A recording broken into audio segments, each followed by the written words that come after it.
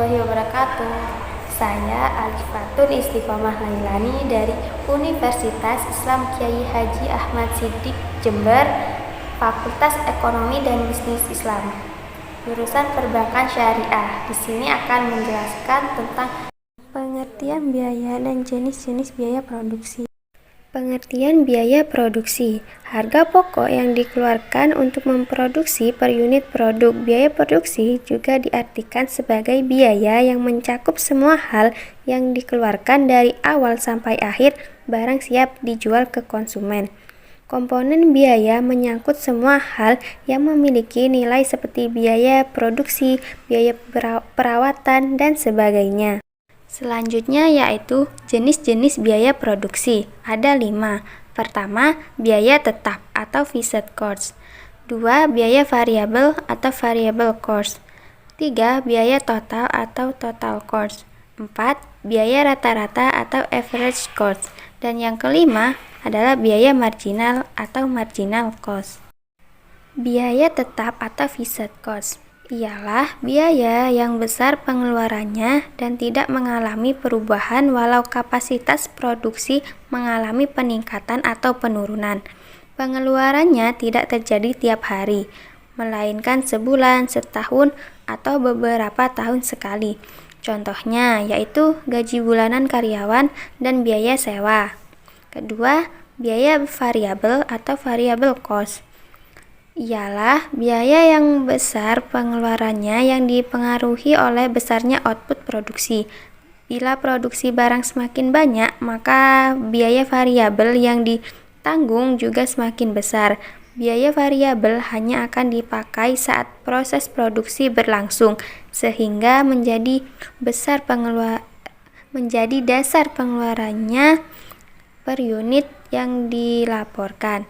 Contohnya yaitu biaya bahan baku, biaya tenaga kerja harian, dan biaya kebutuhan alat produksi. Ketiga, biaya total. Biaya total ialah keseluruhan biaya tetap termasuk biaya variabel yang harus dikeluarkan untuk memproduksi suatu barang dalam periode tertentu atau serangkaian proses dari mulai membeli bahan baku, pengolahannya, hingga mendistribusikan barang jadinya kepada konsumen. Selanjutnya yang keempat yaitu biaya rata-rata atau average cost. Ialah seluruh biaya yang dikeluarkan dalam proses produksi dibagi dengan perolehan output. Biaya ini disebut juga biaya unit atau average total cost atau ATC. Jenis biaya ini biasanya mengukur jumlah biaya yang harus dikeluarkan untuk memproduksi setiap unit produk atau output. Dan yang terakhir, yang kelima, biaya marginal ialah biaya pengeluarannya atau biaya pengeluaran tambahan yang akan digunakan oleh perusahaan untuk meningkatkan produksi. Perusahaan bisa mengetahui output maksimal yang didapatkan dari proses produksi dengan menambah biaya marginal, sehingga membuat perusahaan mencapai nilai keuntungan yang maksimal dengan produk yang lebih efisien. Selanjutnya yaitu unsur biaya produksi. Di sini ada 3 unsur biaya produksi. Pertama, biaya bahan baku. Kedua, tenaga kerja langsung. Ketiga, biaya overhead. Pertama, biaya bahan baku ialah harga pokok bahan tersebut yang diolah dalam proses produksi.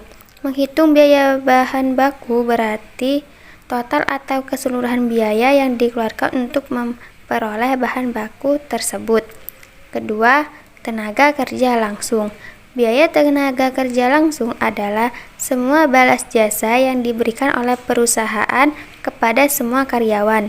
Biaya ini akan diberikan sesuai dengan fungsi di mana karyawan ditempatkan atau bekerja pada perusahaan. Contohnya, bagian produksi, pemasaran, bagian administrasi, dan bagian umum. Biaya overhead. Pengertian biaya overhead pabrik adalah biaya pabrik selain daripada bahan baku dan tenaga kerja langsung. Contoh biaya overhead pabrik adalah bahan pembantu, Sering juga disebut dengan bahan tidak langsung atau indirect material. Contohnya, perlengkapan pabrik seperti baut, mur, dan pelitur dalam perusahaan mebel. Berikutnya, faktor atau pengaruh pada biaya produksi. Yang pertama, revenue sharing. Revenue sharing adalah mekanisme bagi hasil di mana seluruh biaya ditanggung oleh pengelola modal, sementara pemilik modal tidak menanggung biaya produksi. Titik BEP adalah titik impas yang terjadi ketika TR berpotongan dengan kurva TC, atau BEP terjadi ketika TR sama dengan TC. Bergesernya kurva total penerimaan dari TR menuju TRRS. Titik BEP yang tadinya berada pada jumlah Q akan bergeser ke QRS. Dalam sistem ini, yang berubah adalah garis TR yang akan berputar searah jarum jam dengan sumbu putar di titik 0 atau origin.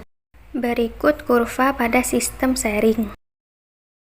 Selanjutnya yaitu pengaruh bunga. Bunga adalah imbalan jasa atau pinjaman uang. Imbalan ini merupakan suatu kompensasi kepada pemberi pinjaman atas manfaat ke depan dari uang pinjaman tersebut apabila diinvestasikan. Berikut adalah kurva pada sistem bunga. TR adalah kurva total penerimaan, TC adalah biaya total, TCI adalah biaya total setelah ada bunga, TFC adalah biaya keseluruhan, TFCI adalah biaya keseluruhan setelah ada bunga. Pada sistem bunga, dengan adanya biaya bunga yang harus dibayar produsen secara tetap tiap bulannya, maka akan mendorong biaya tetap produsen meningkat, yang digambarkan dengan kenaikan kurva TFC yang kemudian akan berimbas pada kenaikan biaya total perusahaan, pergeseran kurva TC menjadi TCI. Naiknya biaya total akan mendorong titik impas atau break even point, bergeser dari titik Q menjadi QI. Jadi, dalam proses sistem bunga yang berubah adalah kurva TC. Ia akan bergeser paralel ke kiri atas. Selanjutnya yaitu pengaruh pajak pada produksi. Pajak penjualan. Suatu produksi dikenakan pajak penjualan atau tambahan nilai sebesar 10% dari harga per unit. Ini akan meningkatkan biaya total rata-rata atau AC. Peningkatan AC secara langsung akan meningkatkan biaya marginal atau MC. Apabila setelah dikenakan beban pajak, harga tetap pada tingkat harga semula, maka peningkatan biaya ini akan menurunkan keuntungan yang didapat per unit produk. Berikut kurva pengaruh pajak penjualan terhadap keuntungan. Pajak penjualan yang dikenakan menyebabkan keuntungan yang didapat akan menurun dibandingkan dengan sebelum adanya pajak penjualan, yaitu dari laba 1 menjadi laba 2. Besaran penurunan keuntungan tergantung kepada besaran pajak penjualan yang dikenakan kepada perusahaan. Pengaruh pajak penjualan. Pengenaan pajak penjualan atau pajak pertambahan nilai akan meningkatkan biaya total rata-rata.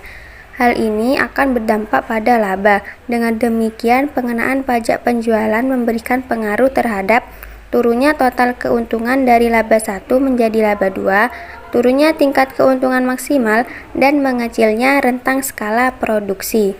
Selanjutnya adalah pengaruh zakat. Zakat menurut istilah agama Islam artinya kadar harta yang tertentu yang diberikan kepada yang berhak menerimanya dengan beberapa syarat. Di sini syarat-syarat zakat itu ada 5. Yang pertama, Islam. Yang kedua, merdeka. Yang ketiga, milik sempurna. Yang keempat, sampai 1 nisab. Dan yang kelima, sampai 1 tahun disimpan. Selanjutnya pada biaya produksi. Tidak berpengaruh pada biaya total atau TC atau tidak berpengaruh pada laba yang dihasilkan. Tidak mempengaruhi biaya marginal sehingga tidak mempengaruhi kurva penawaran. Memaksimalkan laba berarti memaksimalkan surplus produsen dan sekaligus berarti memaksimalkan zakat. Pengaruh zakat tidak akan menaikkan biaya karena zakat dikenakan pada harta atau pendapatan neto dan tidak akan berpengaruh terhadap pengurangan keuntungan. Selanjutnya, harta perniagaan dan perusahaan. Harta dari hasil perniagaan melalui perdagangan, industri, jasa, dan sejenisnya. Bila telah sampai pada nisab, wajib pula dizakati. Nisab dari hasil perniagaan dikiaskan pada nisab emas, yaitu 85 gram sebesar 2,5%. Sebuah perniagaan pada akhir tahun atau tutup buku telah memiliki harta kekayaan atau modal dan keuntungan senilai 85 gram, maka perniagaan itu telah wajib mengeluarkan zakat sebesar 2,5% dari seluruh harta perniagaan. Berikut yang dapat saya sampaikan. Maaf apabila ada salah kata atau salah pengertian. Sekian dari saya. Wassalamualaikum warahmatullahi wabarakatuh.